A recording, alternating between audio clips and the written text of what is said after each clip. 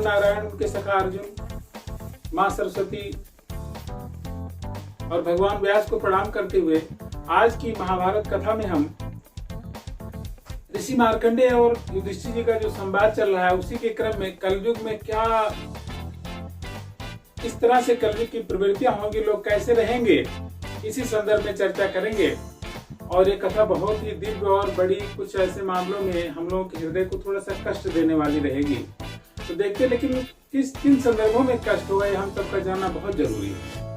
कहते हैं कि धर्म के 4 चरण होते हैं और सतयुग में धर्म पूरे 4 चरणों में विद्यमान होता है। एक जो ऋषभ है उसको धर्म का स्वरूप माना गया है। तो 4 चरणों में सतयुग में रहता है, उसमें सत्य पूरी चरम पर रहता है और लोग आपस में एक दूसरे से स्नेह प्रेम रखते हैं। लेकिन जब त्रेता आता है तो धर्म के 3 चरण हो जाते हैं और धर्म का 1 चरण लुप्त हो जाता है। और द्वापर में धर्म के 2 चरण पैर रहते हैं और 2 चरण उसके गायब हो जाते हैं। लेकिन कलयुग में धर्म का केवल 1 ही चरण रहता है और 1 ही चरण से पूरी धरती कायम रहती है। इसलिए धरती पर बहुत ही विपन्नता, बहुत सी विकट परिस्थितियां रहती हैं। लोग एक दूसरे को सम्मान नहीं करते और झूठ में ही जीवन व्यतीत करते हैं। लोग तप और दान का परित्याग कर देते हैं। इसके अलावा अपने जीवन में वह एक दूसरे को सहायता करके नहीं जीना चाहते, अपने अहंकार में ही जीना चाहते। और कलयुग में क्या होगा कि पुरुषों की स्त्रियों से ही मित्रता होगी। पुरुष आपस में मित्रता नहीं रखेंगे और आपस में द्वेष रखेंगे। क्षत्रियों के विषय में कहा गया कि क्षत्रिय लोग प्रजा का रक्षण नहीं करेंगे, वरन प्रजा से धन उगाही करेंगे और जबरदस्ती प्रजा का सामान ले लेंगे।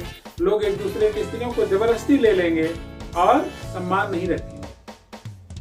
और लोग एक दूसरे के विचार और कार्यों को सहन नहीं करेंगे, इसलिए उनमें आपस में मित्रता ही नहीं रहेगी।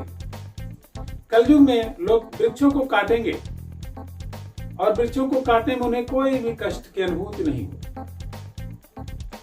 और लोग अतिथियों की सेवा करने में अपने को अच्छा नहीं मानेंगे। और इसके अलावा मौसम भी बिल्कुल ही प्रतिकूल रहेगा और उसमें मौसम में जो एक सौम्यता रहती है, वो सौम्यता का गुण नहीं है। लेकिन कलयुग के अंत में संभल नामक ग्राम में विश्वेश्वर के घर कल के भगवान अवतार लेंगे। कहते हैं कल के भगवान ब्राह्मण कुल में पैदा होंगे और वो उनका शरीर बहुत ही मजबूत होगा और इच्छा अनुसार उनके पास अस्त्र शस्त्र भी आ जाएंगे और उनको साथ देने वाली सेना भी तैयार होगी। महाभारत के अनुसार कल के भगवान ही जो म्लेच्छ लोग रहेंगे, जो अधर्मी लोग रहेंगे, उनका नाश करेंगे। तो कलयुग का जो स्वरूप है वह सत्य के रूप में नहीं है। लोग एक दूसरे में आपस में असत्य का ही व्यवहार करेंगे। तो जहाँ पर मित्रता है, सौम्यता, वहाँ कलयुग का निवास नहीं रहता है। तो हम सब अपने परिवार में आपस में सत्य का व्यवहार करें और इसके अलावा आपस में कलह न करें। जहाँ पर कलह होता वहीं कलयुग है। तो क्यों ना हम लोग कलह से दूर रहें और आपस में सत्य का व्यवहार करें, ताकि हमारे जीवन में एक दूसरे में प्रेम हो और हम लोग बहुत ही सौम्यता के साथ रह सकें। तो यह सौम्यता और सत्य हम सबके जीवन में आए, हम सब एक प्रकार से सत्युग में जीवन जी सकें, आपस में स्नेह प्रेम से रह सकें, इसकी हम मंगल कामना करते हैं।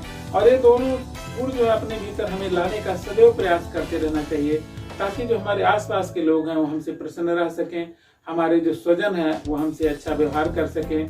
ये भावना हमारे भीतर होनी चाहिए। असत्य का भाषण जो होता है लोगों के भीतर दूरियां पैदा करता है।